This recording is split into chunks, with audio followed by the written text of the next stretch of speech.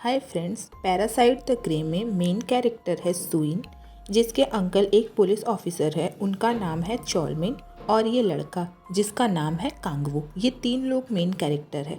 चलिए एपिसोड की तरफ बढ़ते हैं।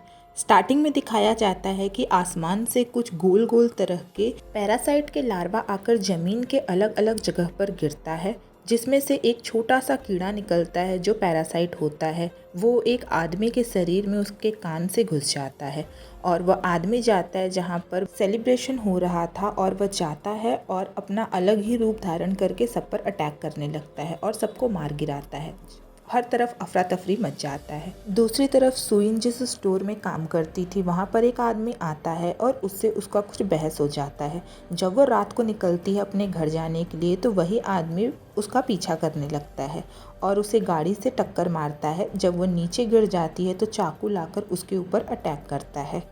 जब सुइन घायल हो जाती है तो हम देखते हैं वहाँ पर एक पैरासाइट का लार्वा गिरता है जो उसके शरीर के अंदर चला जाता है और हम देखते हैं उस आदमी का अचानक वहाँ पर बहुत ही मिस्टीरियस तरीके से मौत हो जाता है। उसे घायल अवस्था में ही हॉस्पिटल ले आया जाता है जहाँ पर उसे होश आता है तो वो कहती है कि मुझे उस आदमी ने चाकू से मारा था, मुझे अच्छे से याद है, लेकिन वो आदमी कैसे मर सकता है और मैं कैसे जिंदा रह सकती हूँ। इधर डॉक्टर सुइन के अंकल चॉलमिन को बताते हैं कि सुइन के शरीर में जो निशान है वो रिसेंट के नहीं है, वो बहुत पहले के निशान है। इधर ये लड़का कांगवू जाता है और किसी को जान से मार देता है और वह छुपने के लिए अपनी बहन के घर चला जाता है। जब वो अपनी बहन के घर जाता है तो देखता है कि उसकी बहन बहुत ही ज़्यादा मिस्टीरियस वे में बिहेव कर रही थी। वो उसके रूम में जाता है और उसे एक पोस्टर दिखाई देता है। वो सोचता है आखिर ये किस चीज़ का पोस्टर है जिसे मैंने तो कभी नहीं देखा है कहीं भी। इधर सीन नेक्स्ट तरफ शिफ्ट होता है जहाँ पर एक बहुत ही वेल ड्रेस्ड लड़की एक आदमी को लेकर जाती है अपने घर की तरफ। वो आदमी कहता है तुम ऐसे जगह में रहती हो, तुम्हें देखकर तो लगता नहीं है। वो आदमी उसे ले जाती है उस सुनसान जगह पे जहाँ पे बहुत सारे आदमी आते हैं उस लड़की के ग्रुप की तरफ से। वो आदमी कुछ बोल पाता तब तक सब लोग पैरासाइट की तरह चेंज हो जाते हैं और उस पर अटैक करने लगते हैं। वो आदमी भागने लगता है लेकिन तब तक वहाँ पर पैरासाइट टास्क फोर्स पहुँच जाता है और बड़े बड़े गन से सारे पैरासाइट्स को मारना स्टार्ट कर देता है। कुछ लोगों को वो लोग जिंदा ही पकड़ते हैं और कुछ लोग तो वहाँ से भाग निकलते हैं।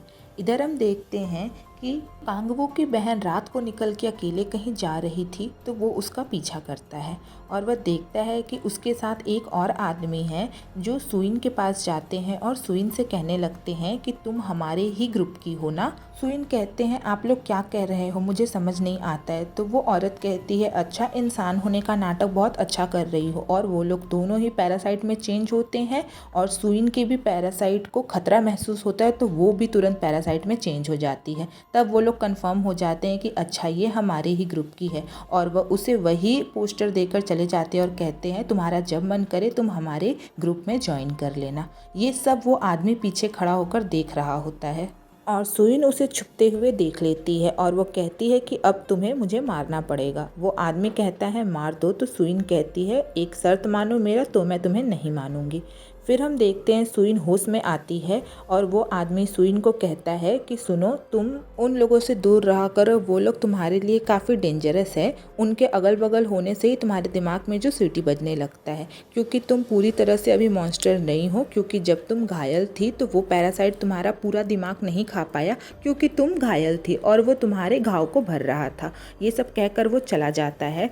ये सब कहने के लिए उसे सुइन का पैरासाइट ही बोला रहता है। जब वो खुद के होश में नहीं रहती है, जब उसका बॉडी पैरासाइट के कंट्रोल में होता है, तब उसका पैरासाइट उससे कहता है कि ये जब होश में आ जाए तो उसे ये सब बात कह देना। सुइन अपने घर जाती है और उसे नींद नहीं आता है। वो डायरी में एक क्वेश्चन लिखती है और सो जाती है। उठ के देखती है कि उसका आंसर लिखा रहता है और उसका पैरासाइट उससे कहता है कि तुम्हें जो भी लिखना है इस पर लिख दो, मैं जवाब दे दूंगा।